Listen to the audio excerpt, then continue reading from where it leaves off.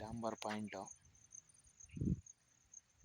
1 ಎಕರೆ 33 ಗುಂಟೆ ಇದೆ ಇದು.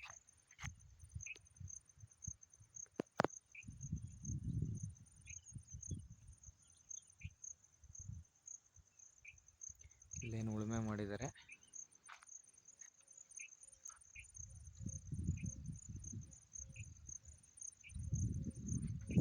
ರೋಡ್ ಪ್ಲೇಸ್ ಒಂದು 200 ಅಡಿ ಬರುತ್ತೆ.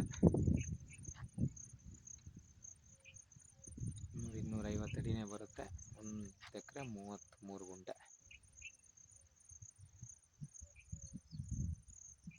ಡಾಂಬರ್ ಪಾಯಿಂಟು.